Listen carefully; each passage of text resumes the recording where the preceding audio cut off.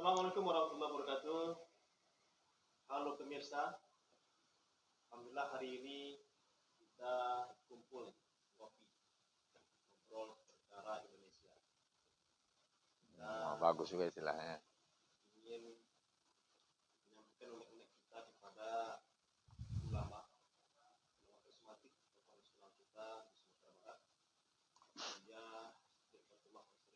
Assalamualaikum ya. Assalamualaikum warahmatullahi wabarakatuh. Ada banyak hal nih ya hari ini. Di tengah kondisi rumit dunia hari ini, NATO berperang dengan Rusia, lalu muncul aksi di beberapa negara lain di dunia karena kasus minyak bumi, gas dan lain-lain, termasuk minyak goreng. Dan Indonesia hari ini besok akan terjadi aksi besar-besaran. Sudah di lokomotif oleh para mahasiswa se-Indonesia. Viral bagi media sosial. Besok demo serentak se-Indonesia, bahkan dibantu oleh para supir-supir truk. Maka hari ini kita ingin menyampaikan unek-unek dan pertanyaan-pertanyaan dari netizen di media sosial yang kita temukan. Jadi secara 3 pertanyaan. Kita akan dari milenial dan juga bertanya dan dari masyarakat juga ada. Ini kita pandangan dari dia. Sekedar lepas unek lah dari kami. Yang pertama nih Buya, yang pertama bagaimana seharusnya sikap ulama terhadap kondisi bangsa Indonesia yang sekarang? Ini pertanyaan apakah langsung Buya jawab? Ini saya tanyakan tiga-tiga. Pertama, insya Allah kita mulai satu-satu ya, biar lebih. Silakan Buya. Bagaimana mestinya ulama bersikap? Ya. Ulama itu warasatul anbiya, adalah pewaris Nabi. Ya.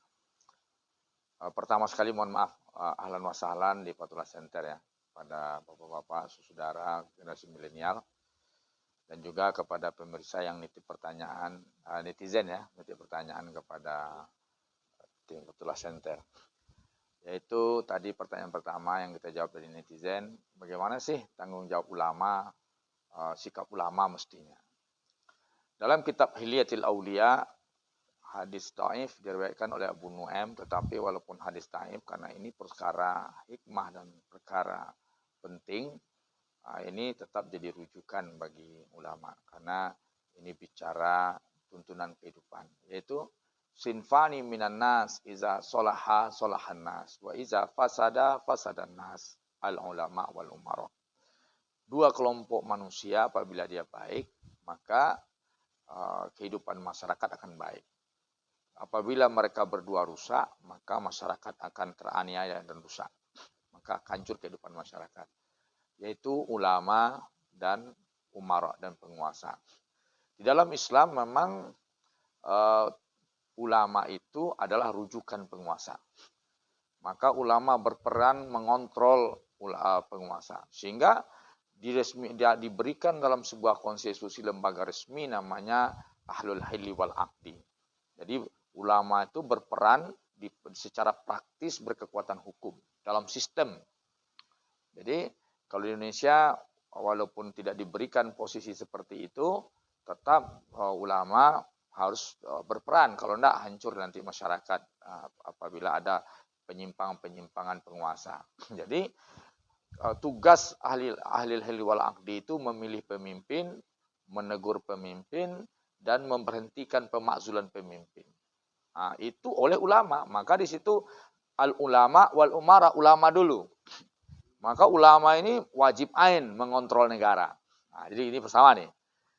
Ulama wajib ain mengontrol negara. Mengontrol negara itu tentu saja mengontrol penguasa. Mengontrol apapun perkembangan di negara. Itu wajib ulama itu. Itu kewajiban ulama. Jadi ulama itu memang harus paham politik. Ulama itu harus paham ulama itu harus wajib menegur pemimpin yang salah. Kenapa? Karena perkara ini, amanah ini kepada ulama nanti yang pertama sekali disidang oleh Allah Subhanahu wa taala terhadap kejadian di negeri di negeri mereka. Yang kedua, sikap ulama kalau terjadi penyimpangan situasi-situasi ya wajib berperan. Ulama harus melihat ini sumber masalahnya pada siapa.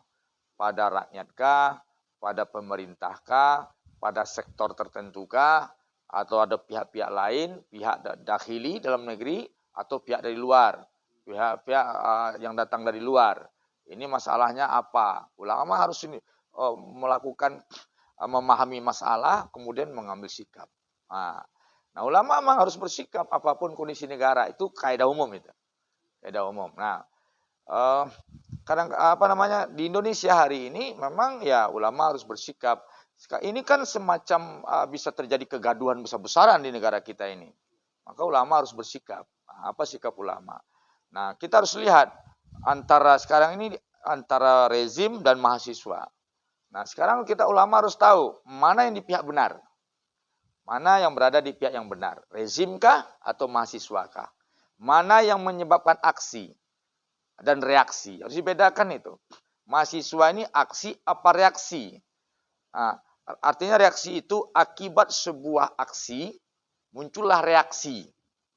Nah, harus dilihat. Jadi yang sumber masalah itu pasti ada aksi yang menyebabkan masalah sehingga ada reaksi.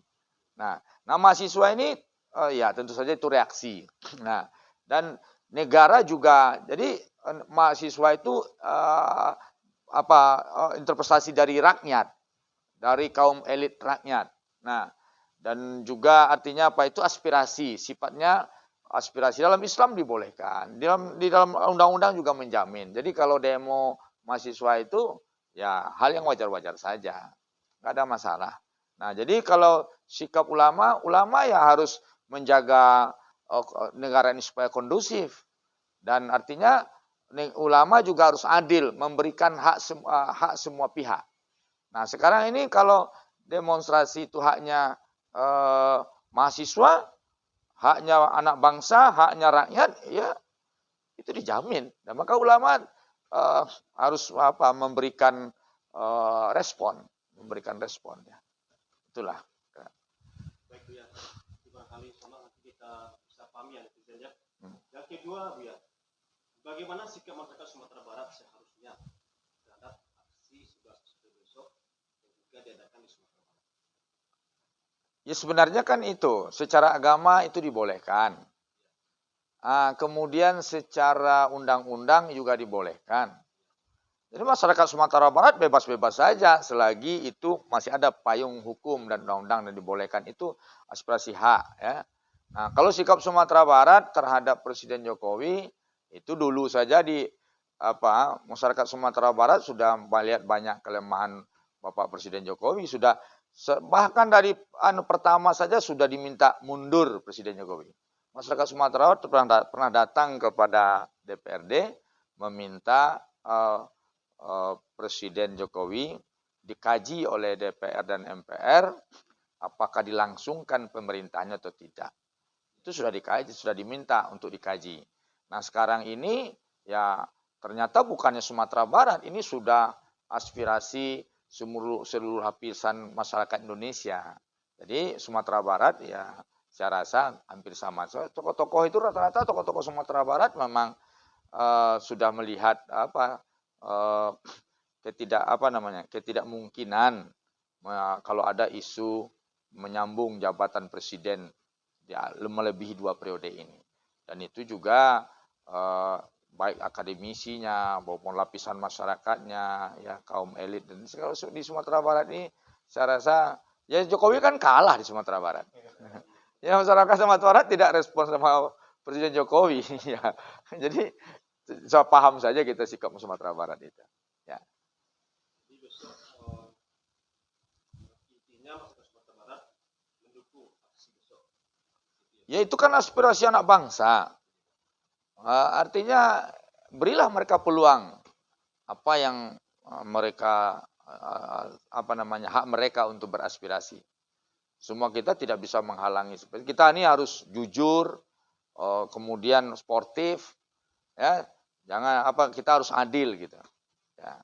Kalau mahasiswa Sumatera Barat ini mereka itu punya komitmen mahasiswa se-Indonesia itu. Jadi tidak bisa kita bersikap tidak suka mereka tetap demo itu. Nah, terus apa? Kalau gambaran saja masyarakat Sumatera Barat memang tidak pro Bapak Jokowi sejak dulu. Dan artinya apa? Masyarakat Sumatera sebelum ada demo ini, masyarakat Sumatera cuma lihat ada indikasi-indikasi kelemahan Bapak Presiden Jokowi. Baik ya, terima kasih. Kita lihat ketiga pertanyaannya. Ini Bu Yani, secara syariat, bagaimana seharusnya sikap pendemo dan aparat yang mengawal demo itu? Bagaimana secara syariat? Yang pertama, aparat mesti menghormati. Aparat itu digaji oleh rakyat. Aparat itu bukan milik kekuasaan, tapi dia adalah amanat bangsa. Aparat harus tegak pada keadilan hukum, pada peraturan. Aparat tidak boleh subjektif. Aparat harus memberi peluang kepada mahasiswa dan tidak boleh ada yang bersifat kezoliman dan kriminalisasi. Itu di bulan puasa. Ingat tuh, aparat-aparat itu banyak muslim yang sedang berpuasa. Jadi besok itu aparatnya berpuasa, pendeponya berpuasa.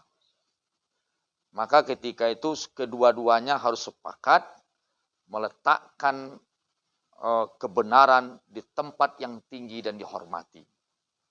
Menjunjung tinggi keadilan, menjunjung tinggi peraturan, dan menghormati kebenaran-kebenaran.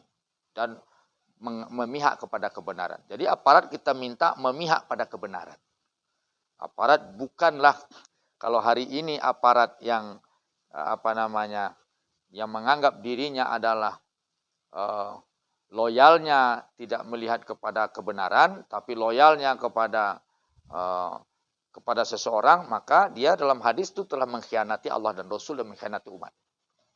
Dia telah mengkhianati Allah dan Rasul, mengkhianati umat. Itu ada nanti dalam kitab Syiasah Syariahnya Ibnu Taimiyah. Jadi ya, yang berpuasa dan juga kita minta besok masyarakat ini kan berpuasa. Cobalah indahnya nanti demonya itu masyarakat bawa bantu untuk berbukanya, ya, untuk berbuka baik untuk aparat maupun untuk mahasiswa, ya, berdamai saja, sportif, ikut aturan. Terus pendemo nanti apakah boleh dia masuk fasilitas atau barang Oh, itu tidak, jangan merusak.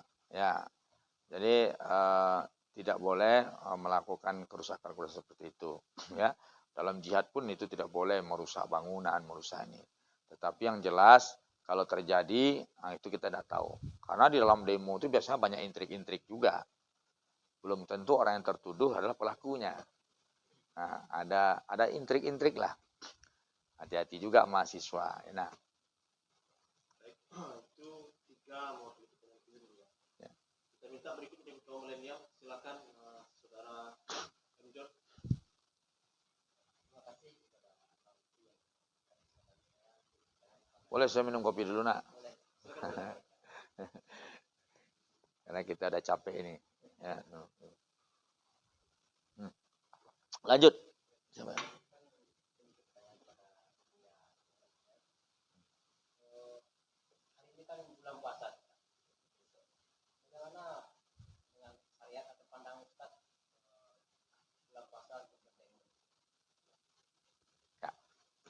Demo, hukum demo bulan puasa.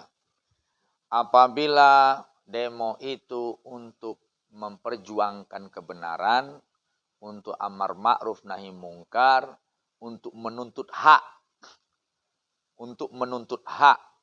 maka itu dibolehkan. Itu dibolehkan. Kenapa? Jangankan demo. Bahkan perang Badar saja terjadi di bulan puasa. Jihad itu perang besar itu terjadi pertama di bulan puasa, perang Badar, ya. Kemudian perang Khandak, perang Tabuk, perang Hittin, Ainun Jalut, Tartar. Kemudian Fatu Makkah. Memang banyak prestasi Ramadan untuk memperjuangkan kebenaran. Maka itu dibolehkan. Dan hebatnya mestinya kalau ada pendemo di bulan Ramadan, dan itu lebih cepat membuat orang yang didemo sadar. Kenapa? Karena ya ini orang sedang berpuasa yang berdemo. Dan orang yang berpuasa memperjuangkan kebenaran itu akan dibantu oleh malaikat Allah Subhanahu wa taala. Ya. Pihak yang berada pada kebenaran insya Allah dibantu oleh malaikat Allah Subhanahu wa taala. Kenapa? Karena dalam perjuangan-perjuangan yang sesuai syariat di bulan Ramadan di zaman Rasulullah, zaman sahabat, itu dibantu oleh malaikat Allah Subhanahu wa taala. Ya. Jadi insya Allah boleh. Ya, tidak ada masalah. Yang penting jaga, tetap terjaga adab-adab, kaedah-kaedah yang tidak merusak puasa. Ya. Nah, tetap dijaga. Dan kita tadi sarankan tidak hanya pendemo, juga nanti masyarakat bantu orang yang sedang berpuasa. Nah, siapapun nanti ada di lapangan, aparat kah, kemudian pendemo kah, fasilitasi buka puasanya. Jadi seluruh masyarakat kita minta berperan ini. Ya, warung nasi Padang ya, berperan, bantu selamatkan puasa iftarnya orang-orang yang ada di lapangan demo besok. Aparatkah? Selagi muslim, aparatkah? Atau mahasiswakah? Selamatkan puasa mereka. Oh, kenapa mereka bertemu di lapangan demo? Terlalu panjang kajiannya. Ya, itulah kondisi bangsa kita hari ini. Cukup. Lanjut, silakan Saudara Dedi. Terima kasih. Saya ucapkan kepada Bang Luki yang memberikan kesempatan untuk saya bertanya kepada pemuja kita, Buya Kadir Umar bin Khattab yang Sumatera Barat. Jadi gini Ustaz, saya mau bertanya sama Ustaz, bagaimana pendapat Ustaz ketika pemimpin kita berjanji ketika kampanye ingin mensejahterakan rakyatnya dan ingin menstabilkan bahan pokok, tetapi kenyataan tidak, Ustaz. Di dalam pandangan Ustaz bagaimana? Ya, kenyataan sekarang. Berarti kalau apabila janjinya tidak terpenuhi, pertama apabila janjinya tidak terpenuhi gara-gara disebabkan dia tidak punya kesungguhan mewujudkan janji-janjinya, maka dia itu dihukum pembohong. Dan hukumnya nanti kata Allah, Allah tidak mau menyapanya, tidak mau membersihkan dosanya, tidak mau memandang kepada dia, tidak mau bicara dengan Allah, tidak mau bicara. Kemudian disediakan azab yang pedih dari 3 orang. Yang pertama adalah Syekhuz Zani, orang tua yang masih hobi berzina. Di antaranya nanti Malikun Kadzab, penguasa yang pembohong. Nah, pembohong itu di antara seperti itu. Pertama, dia tidak menepati janjinya. Nah, kemudian apabila dia sengaja berbohong, ada indikasi memang dia sengaja, ini itu tipuan-tipuan cari suara politik saja, itu sudah berat. Nah, yang seperti itu sudah memang bahaya, dan di dalam Islam itu sudah, kalau seandainya tidak bisa diperbaiki, maka itu salah satu syarat pemakzulan. Nah, maka kalau misalkan ada janjinya, ya kita nilai sajalah. Pertama, kalau Bapak Presiden Jokowi ini banyak janjinya salahnya. Janji masalah di antaranya kestabilan kesejahteraan. Ya nak? Ekonomi yang meroket. Ya kan? Kenyataan sekarang membuka lapangan kerja. Ternyata yang justru pekerja asing yang banyak di sini. Anak bangsa banyak pengangguran. Nah, minyak goreng mahal, sawit kita banyak. Ini memang tidak mohon maaf ya, Pak Jokowi gagal dalam memenuhi janji politiknya. Kalau hal itu disengaja, maka dia Malikun Kadzab, raja pembohong. Nah, itu raja pembohong itu. Kalau raja pembohong itu, Allah saja tidak mau melihat dia. Allah saja tidak mau ngomong sama dia nanti di akhirat. Nah, Allah tidak mau mentazkiyah, mengampuni dosanya. Kalau sampai seseorang sudah dianggap oleh Allah malikun kadzab, tidak ada lagi ampunan untuk dia. Disediakan azab yang pedih, azab yang dahsyat. Nah, itu bahayanya jadi pemimpin. Makanya sahabat-sahabat takut kalau ditunjuk jadi pemimpin. Takut ditunjuk jadi diberikan amanah kekuasaan. Ini harus ada kesadaran. Nah, jadi sekarang gerakan mahasiswa ini ya mahasiswa melakukan penilaian berarti. Sudah finish bagi mahasiswa, wallahu alam. Saya nggak tahu. Ya. Jadi masih apa namanya? Ya, bagaimana besoknya kita tunggulah. Tapi yang jelas kalau secara agama, kalau bagaimana saya hanya menjelaskan kaedahnya, kalau seandainya memang indikasinya sengaja tidak memenuhi janji, apa bentuk sengaja? Ini nggak diurus kelalai. Ini kalau lalai tidak ada niat. Ini sengaja dia mengurus yang lain pula. Ya, ini belum selesai. Bahkan perkara remeh-temeh seperti minyak goreng saja tidak teratasi, kemudian mimpi besar untuk IKN, ya, padahal itu tidak ada janji politiknya. Kemudian yang diurusnya bukanlah janjinya gitu, malah dia bikin gagasan-gagasan baru yang belum tentu disetujui oleh anak bangsa, oleh para tokoh-tokoh bangsa. Nah, kalau seperti itu ya kita lihatlah bagaimana sikap. Tapi kalau secara agama ada yang tidak menepati janji itu sengaja berbohong atau memang tidak komitmen atau memang meremehkan janji. Saya ingin nasihat saja. Bahwasanya ingkar janji seorang pemimpin itu lebih berat daripada orang biasa. Karena risikonya suatu negara, risikonya masa depan negara. Jadi itu berbahaya, ya. Jadi ya semoga saja Pak Jokowi mewujudkan janjinya. Kalau seandainya masih setelah tanggal 11 besok masih jadi presiden juga. Nah, ya. Mungkin itu saja, ya. Baik, cukup Bang Lady. Silakan Saudara Ihsan. Terima kasih Bang Lutfi sudah memberikan saya kesempatan. Jadi kami ini kan mewakili milenial muda dan Sumatera Barat. Ingin bertanya kepada Ustaz, semoga mendapatkan pencerahan. Ya. Jadi kita kan banyak membaca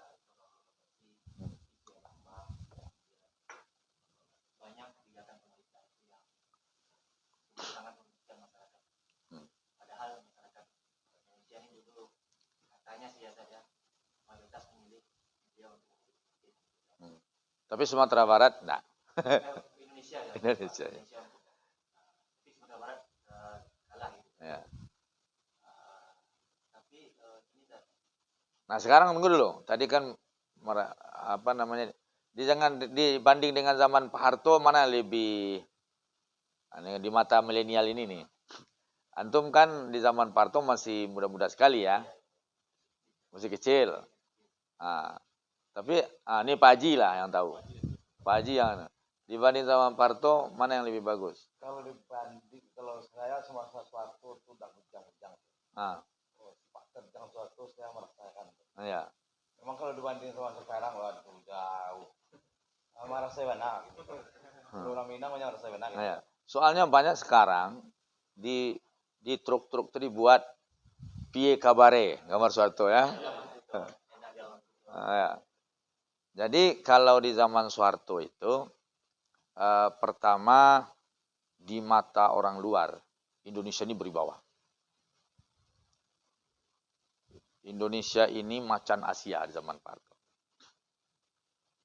Dan Pak Harto itu punya planning. Pejabat di zaman Pak Harto kualitasnya lebih tinggi daripada pejabat zaman sekarang. Maka di situ ada namanya dulu per 5 tahun ini per kapita ya. Rencana pembangunan Repelita. Rencana pembangunan 5 tahun. Jadi ada target-target. Jadi Pak Harto itu gelarnya Bapak Pembangunan. Pak Jokowi ini nggak tahu siapa gelarnya apa ini. Kalau Pak Harto gelarnya dulu Pak Pembangunan, memang ada planningnya. Memang terukur, ada GBHN, garis besar haluan negara. Jadi memang nampak secara sistem, kemudian secara teknis, ada juknisnya. Dan terjangkau ke tingkat masyarakat bawah. Juknisnya tuh. Jadi ini kalau sekarang kan, coba bayangkan ya, Menteri Agama saja kualitasnya. Ini juga membuat orang marah sama Pak Jokowi. Ini nak, penista-penista agama masih dipelihara oleh Pak Jokowi. Ya nak, saya memang di sini kecewa sekali kita. Orang-orang yang di zaman Pak Jokowi inilah agama Islam ini dipojokkan, agama Islam ini diganggu segala macam, dihinakan, dinistakan di zaman Pak Jokowi, dan pelakunya itu pejabat-pejabat setingkat menteri, krunya Pak Jokowi berarti. Maka Pak Jokowi, saya ingatkan beberapa kali, Pak Jokowi itu bertanggung jawab. Jadi kalau sekarang besok kalau ditanya tadi bagaimana secara agama segala macam itu, ya ini akibatnya. Pak Jokowi bertanggung jawab terhadap penistaan agama Islam di Indonesia yang dilakukan oleh menterinya. Ya, silakan lanjutkan. Terus seperti ini, bagaimana nanti jika mungkin berganti, terpilih mungkin yang baru, namun orang-orang di belakangnya dan sistem yang dijalankannya itu masih tetap sama. Nah, atau mungkin partai yang dulu berkuasa itu masih menguasai lagi, partai merah. Antum jangan memojokkan satu partai. Iya. Jadi begini, masyarakat memang harus cerdas. Masyarakat harus cerdas, kemudian mahasiswa juga tidak hanya sekedar demo, tapi sudah punya langkah-langkah didampingi oleh tokoh-tokoh yang peduli masa depan bangsa, mestinya memang sudah harus mendampingi mahasiswa dalam demo ini. Supaya mahasiswa ini nanti diajak untuk setelah kalau terjadi misalkan pertukaran rezim, maka yang merancang ke depan itu memang tokoh-tokoh bangsa yang sangat cinta NKRI dan peduli masa depan bangsa, bukan kelompok-kelompok tertentu untuk misi-misi tertentu yang minus NKRI-nya. Nah, jadi harus didampingi oleh tokoh-tokoh. Jadi saya mengharap ini tokoh-tokoh yang peduli bangsa jangan segan-segan. Ya nah, alumni saya lihat ada pakar-pakar alumni UI, alumni jangan segan-segan. Dari bidang militernya, dari pakar-pakar seluruh pakar-pakar di berbagai bidang menjatuh kembali. Selamatkan bangsa ini. Supaya apa? Supaya jangan nanti, sekarang Indonesia ini rawan juga. Ada persaingan hebat sekarang dalam G20. Ada persoalan Rusia, ini kemudian nanti isu ini bisa dijual belikan orang kepada pihak yang berkepentingan. Nah, jadi momen ini nanti bisa jadi barang barang dagangan, atau ini jadi nanti dulu contoh ya, mohon maaf ya. Dulu Amin Rais, dia dijadikan tokoh ketika reformasi. Tapi dari kesuksesan reformasi oleh mahasiswa, ketika itu Amin Rais di MPR, salah satu dosa Amin Rais yang sulit, yang wallahualam kita serahkan urusannya kepada Allah, bagaimana cara dia menebus dosanya adalah amandemen Undang-Undang 45, bahwasanya presiden itu harus orang Indonesia asli, pribumi asli. Sehingga sekarang orang-orang yang tidak pribumi asli merasa berpeluang untuk menjadi, dan ini nanti negara ini bisa mudah direbut orang. Nah, ini dosa Amin Rais ini. Maka reformasi kalau terjadi pergantian itu kita waspada juga. Maka harus dikawal oleh seluruh tokoh Indonesia yang peduli masa depan bangsa, mengembalikan Indonesia ini kepada amanat perjuangan terdahulu.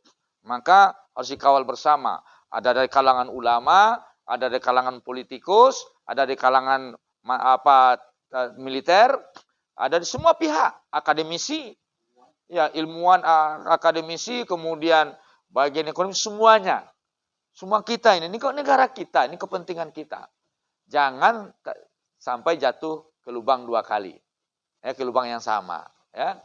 Jangan sampai jatuh, kata Nabi, orang Islam itu tidak jatuh ke lubang yang sama sebanyak 2 kali.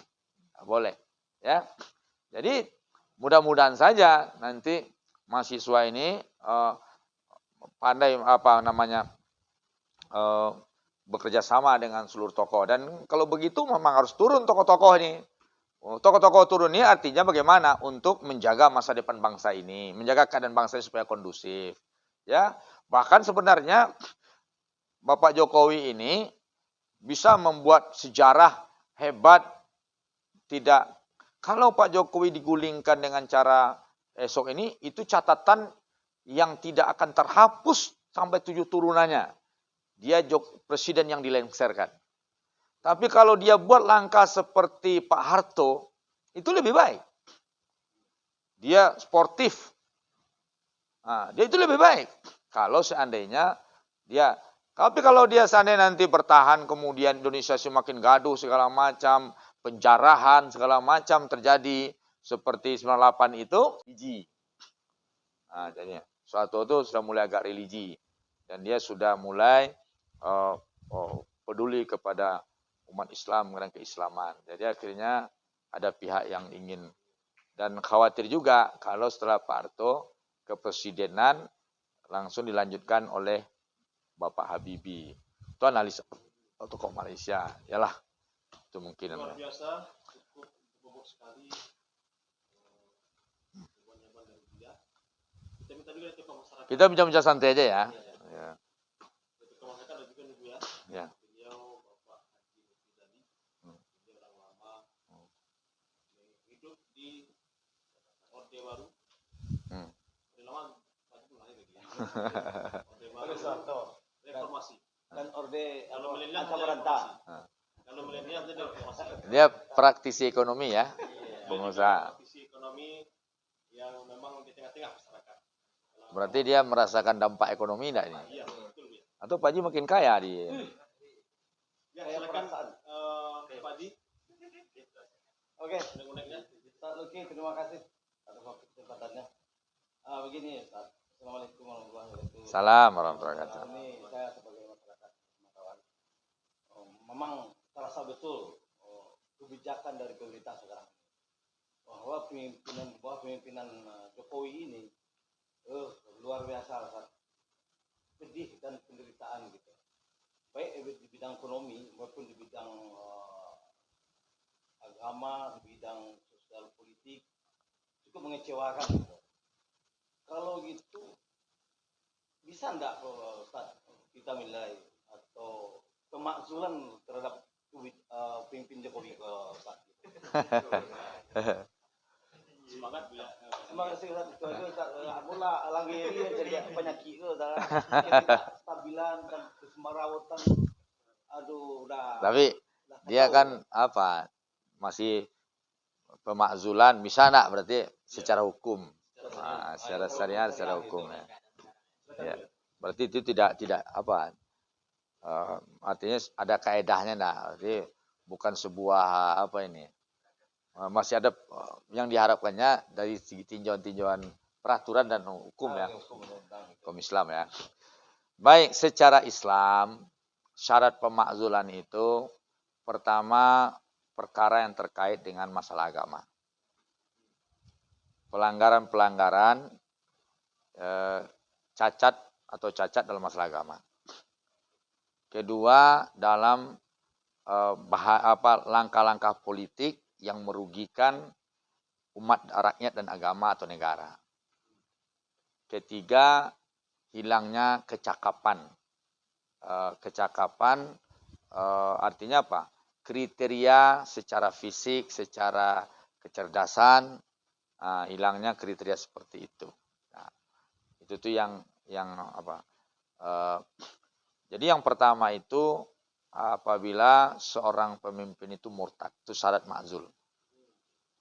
Kedua, merugikan agama, tidak murtad tapi merusak agama. Nah, ya kalau ada pertanyaan apakah menteri agama, ya pokoknya kalau seandainya terjadi kerugian terhadap agama, kerusakan kepada agama, itu syarat pemakzulan. Iman, kerusakan agama, kerusakan iman, kerusakan agama masyarakat, hak-hak agama, hak masyarakat terhadap agama, itu syarat pemakzulan dalam masalah keislaman dan kacamata iman. Kemudian apabila terjadi pengkhianatan terhadap agama,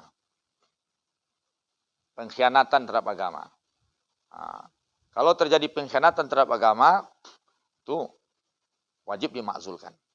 3 perkara tadi wajib dimakzulkan itu. Jadi makanya sebenarnya kebijakan Menteri Agama itu harus diawasi oleh Presiden. Tanggung jawab Presiden itu. Bisa saja kesalahan Menteri ini yang efeknya Presiden yang dimakzulkan. Dalam syariat agama ini, dalam kaidah Islam. Kedua, kebijakan politik. Kewajiban seorang pemimpin dalam Islam itu menjaga aset bangsa. Menjaga aset bangsa. Ketahanan nasional. Kedaulatan nasional. Kemudian artinya apa? Jangan sampai kekuatan asing terbangun untuk mencederai negara kita. Jangan sampai negara kita dijajah oleh orang lain. Kalau tidak cakap, maka dimakzulkan. Karena itu menyangkut orang banyak. Kemudian dalam masalah politik juga, penegakan keadilan kepada rakyat. Penegakan keadilan. Kemudian masalah kejujuran di dalam mengelola harta negara. Kalau terjadi kecundangan, maka dia dihakimi. Karena hukum Islam, hukum agama lebih tinggi daripada kekuatan peraturan politik. Maka kalau seandainya ada korupsi dia segala macam, maka akan diadili. Seorang presiden akan diadili. Kemudian penegakan keadilan, kemudian kesejahteraan rakyat. Jadi begitu kisah Umar, melihat bagaimana masyarakat Umar duduk di tengah dingin di luar, tidak pakai jaket, kemudian dibawakan jaket, baju tebal, disingkirkannya. Kenapa khalifah nanti sakit? Tidakkah kalian tahu bahwasanya rakyatku sedang kedinginan dan aku harus merasakan hal yang sama dengan mereka? Ya, begitu. Kemudian Umar ketika datang ke daerah mendekati ke arah Rusia, itu ke Asia Tengah, itu ketika itu dihidangkan makanan. Kata Umar, apakah ini makanan bangsawan orang kaya di tengah kalian atau makanan rakyat? Ini makanan orang kaya yang dihidangkan untuk seorang khalifah. Keluarkan, singkirkan ini, hidangkan makanan rakyat untuk saya. Saya harus merasakan bagaimana selera kondisi yang dirasakan oleh rakyat saya. Itu Umar. Nah, kemudian memberikan hak rakyat. Imam Malik mengatakan apabila ada hak umat Islam disandra oleh penguasa, hak umat Islam itu boleh mengambil haknya secara paksa. Imam Malik. Kemudian apabila kezoliman yang tidak mungkin lagi berubah, kezoliman berat, maka ketika itu kalau terjadi seperti itu, maka kalau tidak bisa ditegur dan tidak mau berubah, malah semakin menguatkan kezolimannya, maka dimakzulkan. Apa kata Imam Abu Hanifah? Redho dengan kezoliman adalah dosa besar. Itu Imam Abu Hanifah ditanya ketika pendapatnya revolusi Bani Umayyah. Redho dengan kezoliman itu dosa besar. Jadi syarat-syarat hak politik tadi itu, kewajiban secara politik itu Nah, itu dia, apabila itu terpenuhi dan itu sudah kronis, maka seorang pemimpin jika tidak bisa lagi memperbaikinya, maka dia dimakzulkan. Ketiga, yang dimakzulkan itu dalam perkara fisik. Fisik itu kemampuan dia, kecerdasan, kualitasnya, dilihat dari kebijakan-kebijakannya, ternyata banyak yang keliru, banyak merugikan, melemahkan bangsa, segala macam. Dilihat apabila negara terancam dengan ketidakmampuan dia secara intelektual, secara keahliannya dalam menata negara dan merugikan bangsa, dan atau dia cacat fisik, cacat kecerdasan, cacat fisik. Fisik itu sudah mengganggu kecerdasan, buta, terus telinganya tuli, maka ketika itu dia dimakzulkan. Jadi kalau ada syarat-syarat seperti itu, maka secara agama bisa dimakzulkan. Nah, tapi kan ini kaidah umum ya. Belum lagi dikait-kaitkan dengan pertanyaan Pak Haji tadi, Pak Jokowi. Nah, kalau secara aturan di Indonesia sudah ada aturannya. Ya, ada aturan pertama melalui peraturan negara, nanti diberikan sidang untuk impeachment. Impeachment, sidang MPR, bukan DPR. Melibatkan DPD. Ya, Dewan Perwakilan Daerah. Jadi MPR, anggota DPR dan DPD kemudian melakukan sidang, melihat apa keputusan yang terbaik, dikaji kondisi seorang presiden, kemudian nanti juga ada hasilnya, nanti juga dikaji oleh, kalau tidak salah, MK ya, Mahkamah Agung Mahkamah Konstitusi. Nah, nanti dikaji secara hukum, kemudian ketika itu baru dikeluarkan keputusan impeachment. Tapi bisa juga kalau ada hal yang ekstra,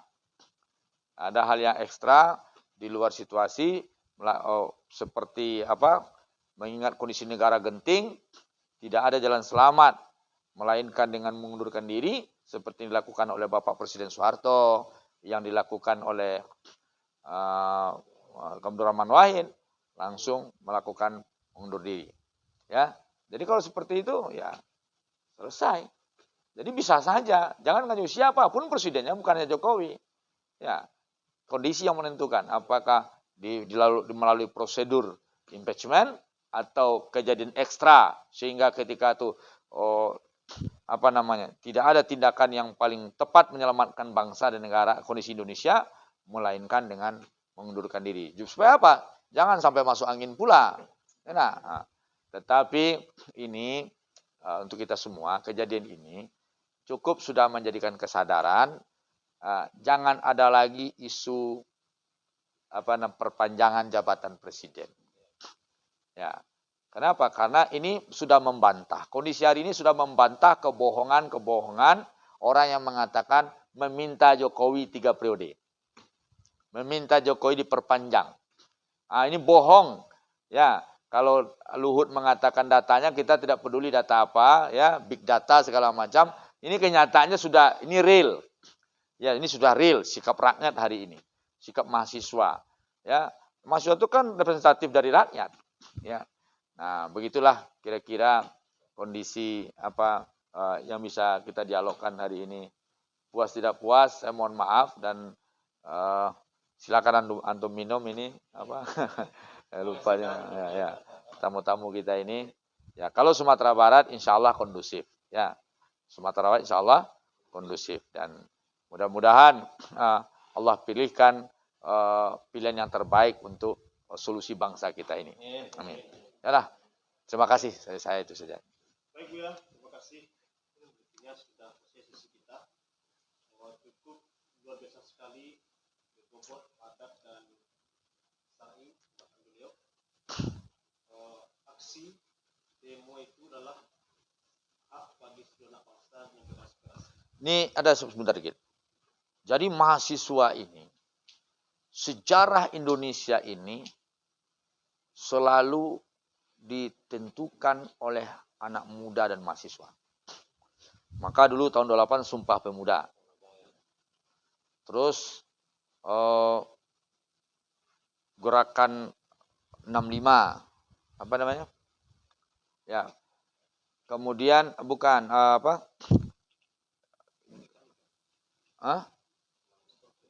proklamasi ya, proklamasi. Nah, kemudian Pak Harto, ya, ketika lengsernya Pak Harto, lengsernya Gus Dur, kemudian Pak Jokowi. Ini adalah menyatakan orang yang paling kuat di Indonesia ini mahasiswa. Jadi mahasiswa itu harus pede. Ya. Orang yang paling ditakuti di Indonesia ini bukan ulama. Secara politik yang paling ditakuti di sini mahasiswa. Ya, jadi saya ini kan seorang pendakwah dan juga ulama-ulama kampung lah. Tapi saya menyadari kalau mahasiswa di Indonesia ini sudah bergerak, mereka mampu memutar arah sejarah. Jadi mahasiswa harus yakin dengan harus percaya diri dia. Jangan pula mahasiswa ini menganggap merasa kerdil. Harus percaya diri. Nah, kemudian kita harapkan semua kita nanti bersikap bijak, kemudian Indonesia tetap kondusif, ya, NKRI selamat dan intrik-intrik asing tumpul sampai di negeri kita. Ya, itu saja, mudah-mudahan bermanfaat. Baik, terima kasih Bu ya. Semua yang hadir. Sekian barangkali. Besok kita berharap kita tetap aman, aksi berjalan dengan baik, aparat, mahasiswa yang berdemo dan rakyat yang berdemo menjadi hubungan yang baik. Karena sudah bulan puasa, jadikanlah hari yang penuh ibadah. Apapun bentuknya. Sekian barangkali, terima kasih. Assalamualaikum warahmatullahi wabarakatuh. Waalaikumsalam warahmatullahi wabarakatuh.